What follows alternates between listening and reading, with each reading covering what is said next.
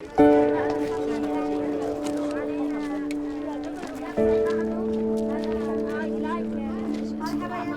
my name is Mark Gibb, and I'm the president of the Northern Virginia Relief Center, and I'm here to make a concerted effort to have you help us during this holiday season for the Syrian refugees.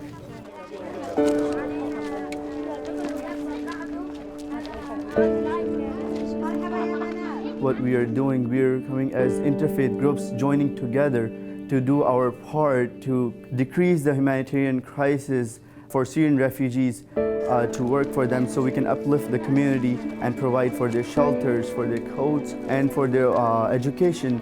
So when the things get better, their lives get better too. Here I was, a kid who was raised Roman Catholic, traveling with some friends who were Methodists and Mormons, working with an international aid station which was made up largely of Sunni Muslims, helping refugees who were Shia Muslims. And I realized this is a truly global effort. We're in the midst of the greatest humanitarian crisis of our generation, so even a little bit of help can go a long way. They are in need and they need our help. Together we are stronger, together we can do a change. We are here to emphasize the needs of those children for education and for other very important relief projects that we are doing on the ground. In past years, the city of Fairfax has sponsored a clothing drive over the holiday season to support Syrian refugees. This year, you'll have the opportunity to contribute again here at City Hall, and I encourage all people to get behind this effort and make a difference in the lives of others. Good afternoon and welcome to this conversation about Helping Hand and its work in several countries and areas around the world. I want to begin by introducing our panelists today. My colleague Marty Noe, who is the supervisor from the Prince William County Board of Supervisors.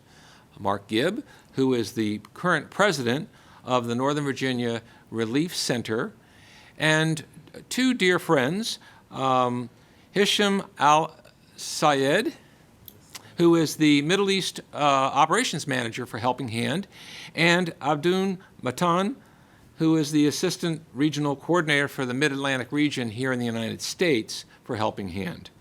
And we're going to have a conversation about the work of Helping Hand in various places in the world, especially in the Middle East, and some reflections on a trip that we all took together to Lebanon in March of 2018. I'm going to begin by asking Mark Gibb to give us some background on both the Northern Virginia Relief Center and its work with Helping Hand. Thank you, Mr. Mayor. We began the Northern Virginia Relief Center about 3 years ago. It involves the work of collecting the coats and blankets that many of you are aware of for the past 7 years from Northern Virginia, which has been a huge undertaking. The first year we started, it was modest. By the second or third year, we had collected enough coats and blankets to fill 10 moving vans. We are the ones that have brought together all the jurisdictions of Northern Virginia together to help the Syrian refugees in these Middle Eastern countries. When we first started, we were working primarily in Turkey, but we've expanded the effort through Helping Hand to involve many different countries in the Middle East. About a little over a year ago, we had the opportunity to travel to Lebanon through the Northern Virginia Relief Center and witness firsthand what was going on in this country. And I have to say that conditions were abysmal, and many of these people have almost nothing. We're here today to plead for your assistance and help and try to describe what is really happening in these countries. I'll turn my time back over to Mr. Noe, and he can explain a little bit what he observed. So, we've been working together for about 7 years now and providing relief for refugees from the Syrian civil war. I think what happens very often in situations like this is that as Americans, we turn on the television, we go to the internet, we hear about that there's a war someplace else in the world, and it sort of feels like it's something that's happening on TV. But having been to Turkey and now Lebanon and having the opportunity to interact directly with people who have lost everything. They've lost family members, they've lost their home, they've lost their jobs and their businesses, and really they've lost their country. And they're living in some places, very deplorable conditions, in an unfamiliar country, maybe with unfamiliar traditions, living surrounded by people other than the people they might have lived with in their hometown. You realize that this isn't something that's happening to someone else. This is really something that's happening to real people who are in tremendous need. And I think that we've been very fortunate here in Northern Virginia to have the opportunity to help. I feel very blessed to be part of this, but I'd ask that other people become part of the blessing and make contributions, visit our website, find out what the needs are, and find out how you can help, because there are some great opportunities to do some really good work on behalf of Northern Virginia to help some of the people in this world who really need it the most right now. Helping Hands is a known organization with a great track record for service. Their outreach and support to many countries in the Middle East and in Africa, in Asia, and even most recently in the Bahamas as a result of the hurricane. So you may be saying, well, why should local governments be concerned about this humanitarian crisis? Fairfax City has as its tagline, "Living Life Connected." And we are all connected to this humanitarian challenge that is global. And because we have abundant resources in our region, our responsibility and our response and our ability to respond is profound. And we have offered the opportunity for citizens in our local jurisdictions to support the relief work of Helping Hand and through the Northern Virginia Relief Center. Hisham, would you like to tell us a bit about what you've been doing in that location and other locations in the Middle East? Yes. Thank you, Mr. David.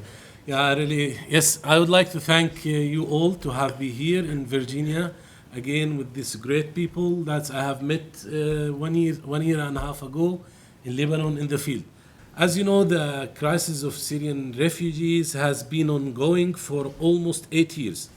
In the beginning, they need help with basic needs such as food, clothes, but now it's graduated to more needs. They need more because of the number of people increased. They are not able to go back to their homes. We have provided relief and shelters, but now we are focusing on education. So why education? By education, you can draw a future for this child. By education, you can give him an ability to distinguish between the right and wrong. By education also, you can give him the ability to have a self-confidence, also to have a self-sustainability. We need to work together to give those children the opportunity to realize their basic needs, their right to go to the school. One of the things we noticed while we were there is how many children are refugees. More than half are children, and they're growing up without any education.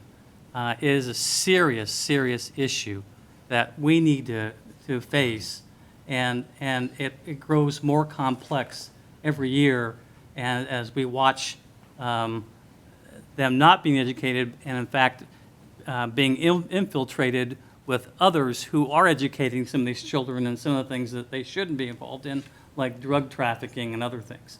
Right. They need this. They need our help. Right. And I think that kind of illiteracy and deprivation is a petri dish for terrorism and recruitment of young people for, as you said, nefarious activities. Marty? Yeah, so I'll share. I think that's a really important point, is that it's easy to think, this is someone else's problem. But this really is a global problem, because there are literally hundreds of thousands of children who, at this point, don't even know much about their home country, the countries of which they're citizens. These people don't have a home to go back to right now. And even if there is a building someplace for them to live in if they return, the social structure that we think of as being part of a town, part of a community, part of a city, that's been destroyed everywhere. There are not schools. Most of the mosques have been damaged. Many of the imams have been forced to fled. So whereas we would normally look to religious institutions as a place for stability, that stability doesn't necessarily exist right now. Even where there's not necessarily violence and fighting taking place, there isn't any sort of structure for people to be able to return to. I saw a real source of hope in one tent. This was the power of family, the power of personal commitment. This one father told the story of two children that they are taking care of, that they knew the parents who lived across the street in their village. They do not know what happened to those children's parents, and those children have been in that camp so long that their brief memories of their actual parents is beginning to fade. And the parents in that tent, who had their own children to take care of, were doing the very best they could to embrace these children and give them a sense of security in a situation where security is elusive at best. Jim? We are here to stress the needs for those children to get their hopes, to get their dreams. Together, we can do the change. And it is a we. I know no other effort in Northern Virginia where all the Northern Virginia local governments band together. The state of Virginia is behind this effort. We have local businesses that support us, as well as many of the churches, synagogues, and mosques that help us in this effort together. So we reach out to you again during this holiday season and find a way to, again, donate coats and blankets and provide some support for education for these Syrian refugees. I would like to ask Abdul Matan if he has something he would like to share with us. We want the people to know that, we are all in this together, because it's our responsibility to help everyone. And when we look at each person in those camps, you would see hope in their eyes. It's not that they're just terrified and thinking that, oh, nothing is going to happen, our lives are over.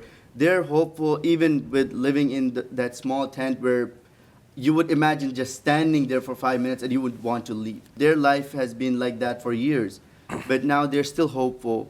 And their hope basically is that the people who are outside of that place are going to help them live the community, because they don't just want help.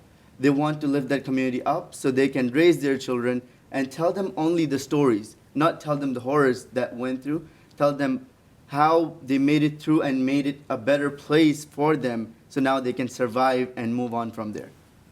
Whenever you give them a small gift for the children, they feel happy. They were playing, and if you remember, we were playing with the kids, small candy you brought with you.